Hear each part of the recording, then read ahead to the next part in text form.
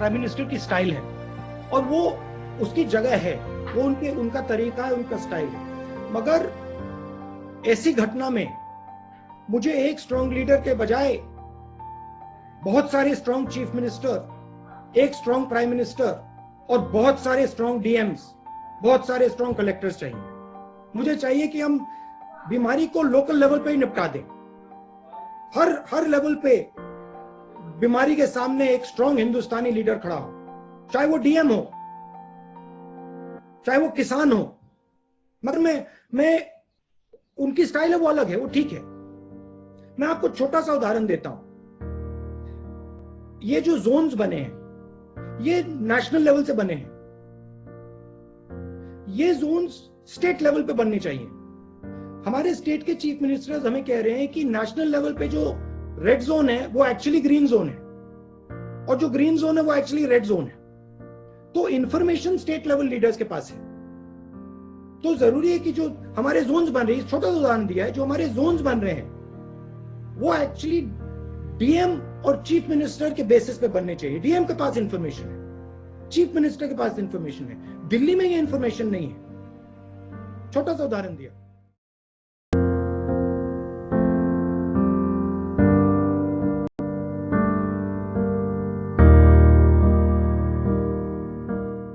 अगर हम डिसेंट्रलाइज करें और इस लड़ाई को डिस्ट्रिक्ट लेवल तक ले जाएं, तो हिंदुस्तान सॉल्यूशन निकाल सकता है। अगर इस लड़ाई को हम पीएमओ में रखेंगे तो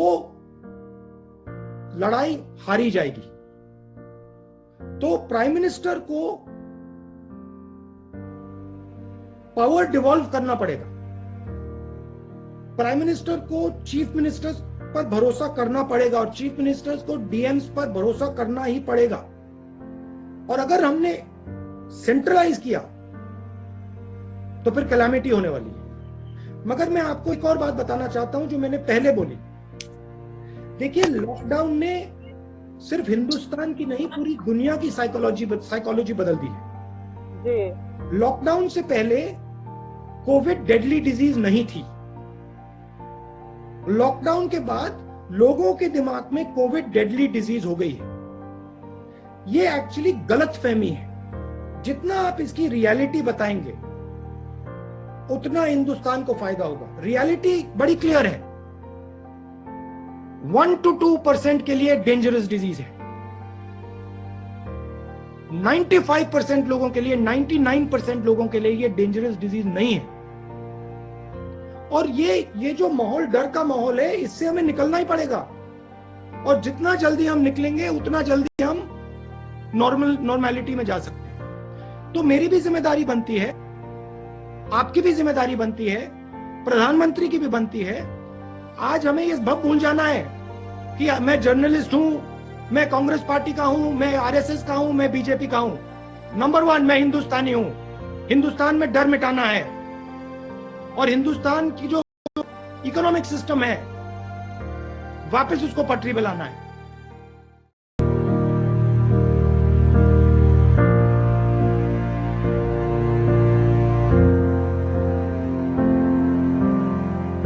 ये क्रिटिसाइज करने का टाइम नहीं है और मैं क्रिटिसाइज नहीं करूंगा।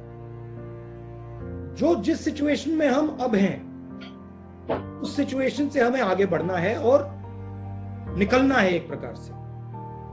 लॉकडाउन हुआ नहीं हुआ वो सब ठीक है, उसकी जगह है, वो हो गया है, वो पास्ट में है। मगर अब खोलने की स्ट्रेटेजी की जरूरत है। दो तीन इस पे मैं आपको न्यूआंस बता देता हूं। आप किसी भी बिजनेस वाले से पूछें तो वो आपको बताएंगे कि जो हमारी सप्लाई चेन है वो red, yellow and green, red, orange and green system के बीच में से निकलती है। तो रेड, ऑरेंज एंड ग्रीन का जो हेल्थ केयर वाला सिस्टम है और इकोनॉमिक जो सप्लाई चेन है उसमें क्लैश है। तो उनका कहना है कि ये दोनों चीजों को रिजॉल्व करने की जरूरत है।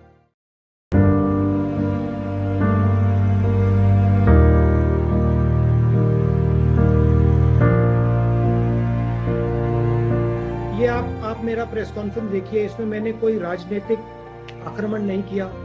मैंने कोई आपने मुझसे पूछा, आपने मुझे बहुत सारी अपॉर्चुनिटीज दी, मैंने एक भी अपॉर्चुनिटी नहीं ली, क्योंकि मैं जानता हूं और समझता हूं कि ये टाइम नहीं, ये टाइम मदद का है। फ्रैंकली बताऊं,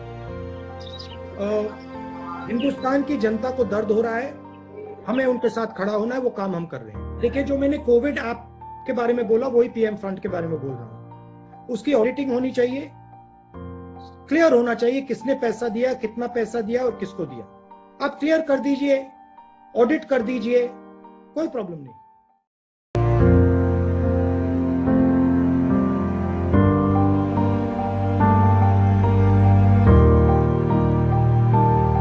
मिनिस्टर्स से क्लियर हमें इनपुट मिल रहा है कि जो पैसा उन्हें मिलना चाहिए वो दिल्ली की सरकार नहीं दे रही है। हमारा इंफॉर्मेशन है कि यही फीलिंग बीजेपी के चीफ मिनिस्टर्स को भी है। हमने इनफॉर्मली पता लगाया है, उनके स्टेट्स में भी ये फीलिंग है कि स्टेट्स को यूनिवर्सली पैसा नहीं दिया जा रहा है।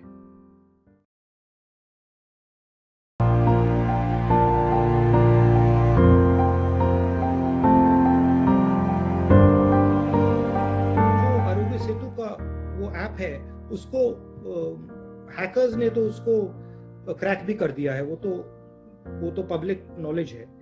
मगर मेरी मेन इशू उसमें ये है कि आप उसको ओपन सोर्स करिए। उसका जो इंटरनल प्रोग्राम है, उसका जो स्ट्रक्चर है, वो पूरा सबको खोल के दिखा दीजिए। सिंगापुर का जो ऐप है वो ओपन सोर्स है, उसको कोई भी खोल के देख सकता है। तो मेरा कहना है कि आप ट्रांसपेरेंसी लाइए, कंफर्ट दीजिए लोगों को, और फिर आप ट्रांसपेरेंसी लाएंगे और कंफर्ट देंगे तो फिर आप ऐप चलाना चाहते हैं चला सकते हैं।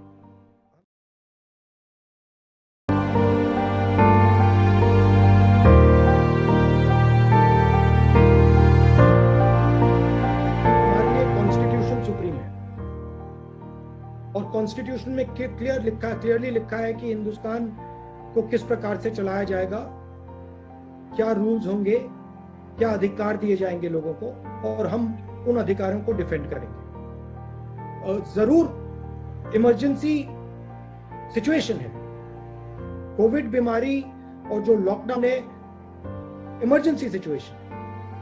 अगर ये जो एक प्रकार से कानून बनाए जा रहे हैं, ये परमानेंट नहीं होने देंगे। अगर कोई सोचता है कि हिंदुस्तान की आवाज को दबाया जा सकता है, तो हिंदुस्तान उसको समझा देगा, कोई भी हो। तो हिंदुस्तान की आवाज को नहीं दबाया जा सकता है, उसमें तो